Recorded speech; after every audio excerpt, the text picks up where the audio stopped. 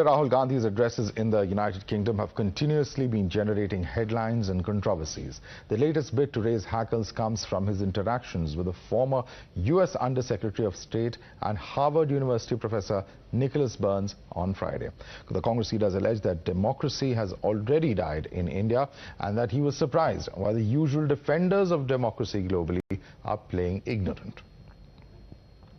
The surprising thing is that the so-called defenders of democracy, which are the United States, European countries, seem to just be oblivious that a huge chunk of the democratic model has come undone, right?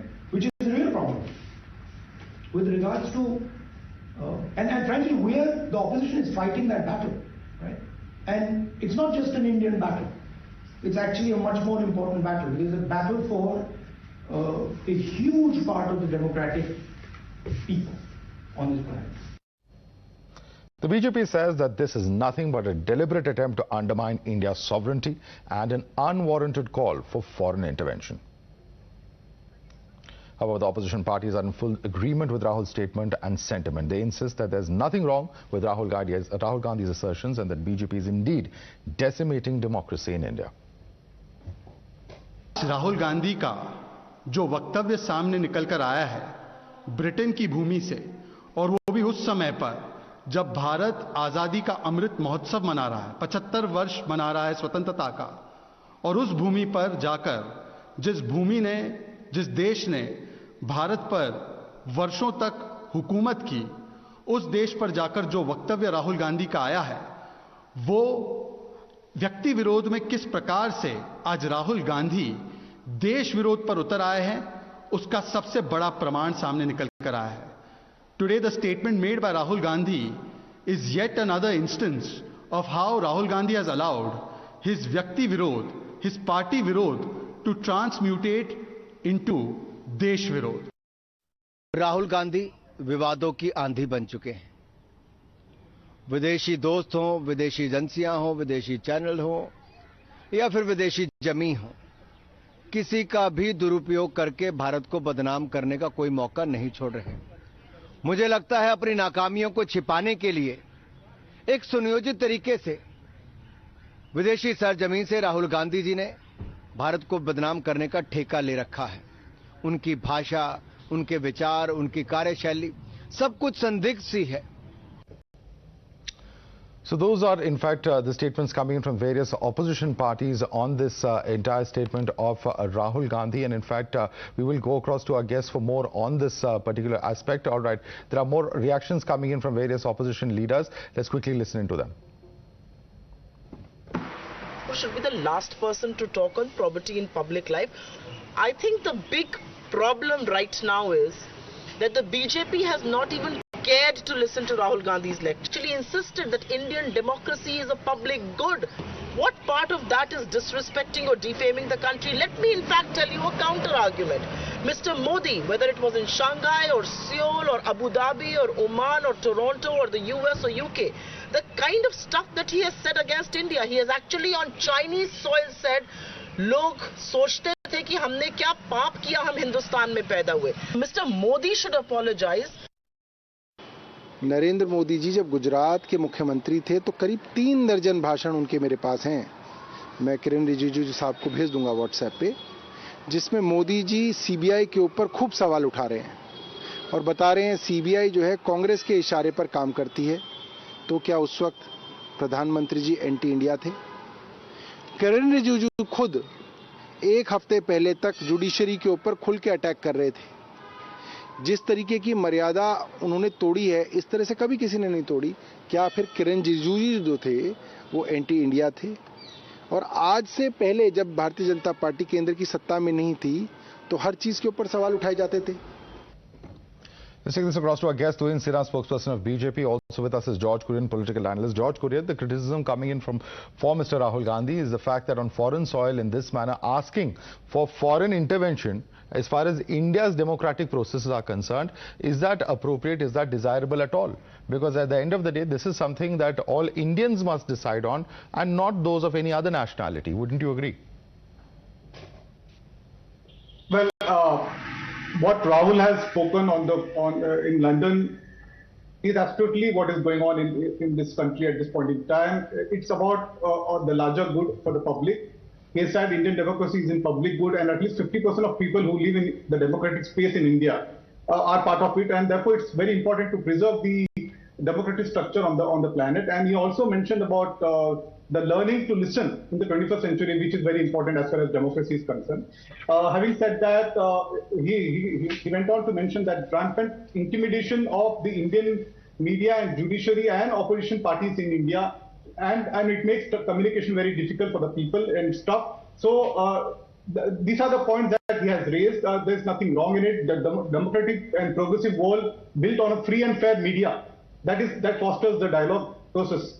Sir, even if you believe in all those things are correct, even if you for the sake of this argument believe that everything is correct and opposition has right to have its own opinion, why seek the intervention of EU and US? That's something that is mind-boggling. Why would any individual, anyone who's proud of his country, why would they want foreigners to come in and intervene? Well, not really. It is a way how you look at it. He has been very fair and he has been very vocal about it and very transparent about what's going on in India post 2014. So I don't see any reason for in a democratic structure one has the views, one can keep their views and the freedom of expression is there. And I'm sure now Tohin is going to put across his views on the same topic. So nobody is going to, he has all the right to put his views also. No, but why are we so interested in knowing what EU and US thinks about Indian democracy? That's something that we can't surely understand. That says the BJP at least. That is because democracy, if it has to survive on the planet, India being the part of it, more than 50% of the people live in India. Okay. So it is very important for the world also in this respect to ensure and take a cognizance of the... Okay, Tuhin, I want Tuhin to come in now. Tuhin. Well, good evening, Madhav. It seems that the Congress party, driven by its infinite failures, has embarked on a very conscious agenda to denigrate the country internationally. I'm shocked by the words of Mr. Gandhi. He's virtually, if you revisit the words, if you revisit that video, he's exhorting, making fervent pleas to the US and to the UN to intervene, saying that democracy has collapsed. He's an on bail politician who should ideally be behind bars, but the very fact that he has not been behind bars in the last 6 years shows that India's democracy, India's judicial system is working perfectly fine. But he is projecting a completely different notion globally, which raises severe questions. Is he endorsing, is he towing the line of the V-Dem report released 2 years ago, which downgraded India's democracy, in which case V-Dem report we all know is funded by George Soros. Look at the uncanny similarity between what Mani Shankar Ayyar at one point of time in 2015 had said in Pakistan. आपको मोदी जी को हटाने के लिए आपकी हमें जरूरत पड़ेगी. Today he is making an international formal appeal to the world. This is the level to which Congress has stooped today, and that shows the inherent, incorrigible narcissism in their way of thinking. In fact, you should replay that video where a senior journalist is reminding him that your grandmother, after being in jail during Morarji Desai's tenure, when she had been asked to comment on the incident in London, she refused to talk about it, saying it is an internal matter which I will not discuss over here. So, I mean, this is the guy who wants to lead India, but, time and again shows himself to be an abject, despondent loser. George Kurian. Well, see, Tohin has his freedom to express his views. I don't want to get into that, but I strongly deny what he has said at this point in time. Rahul has spoken in the larger interest of India and the democratic values and the structure that India has and it shares across the world.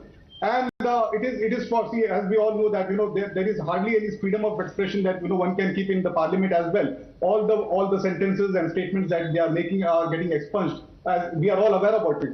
As far as the judicial structure and the institutions are there, it's very evident that CBI, ED, the Income Tax Department, they are all paying on the opposition leaders, and it's very evident post 2014. So these are the things, that are demeaning for the country and for the democratic structure as well. So, these are the things one needs to take into cognizance. It is not that, just for the sake Tuhin, I'm going to bring up a point that was made earlier by a Congress spokesperson. Of course, George has not alluded to it, but one of the points that was made by the opposition leaders is that there's been a lot of criticism that has happened, from foreign soil, from the ruling party leaders, from the PM to several other ministers who were quoted there. So what Congress seems to be saying, opposition parties seem to be saying, is that this is not a precedent set by Rahul Gandhi, but rather by the Prime Minister and the powers that be. So, see, the Congress party is drawing a very incorrect or false equivalence. When UPI has revolutionized global economy or the economy of different countries in the last 3 or 4 years, it becomes, to put the transformation in context, we sometimes need to remind how far we have come from the time in 1985 where Rajiv Gandhi used to say that for every 1 rupee released by the government, only 15 paise reaches the poor. So sometimes we have to remind the context to show the magnitude of development. But we have never, has any BJP leader between 2004 to 2014 requested for foreign intervention to restore democracy in India? I don't think you should be, we get carried away by this false equivalence which the Congress is propagating. Okay, we'll have to leave it there. In fact, look at the sly behavior of the Congress party. While in India, Rahul Gandhi spread scanners about Chinese soldiers beating up Indian soldiers. Over there, he projects China as a goodwill ambassador for the world. So I think this duplicity cannot be without an agenda, and that agenda needs to be discovered. Right. Okay, we'll have to leave it there for the moment, Tuhin. I'd like to thank you for joining us with your views, as well as George Kurian. Certainly going to be an important debate that we're going to be debating at 9 o'clock this evening as well.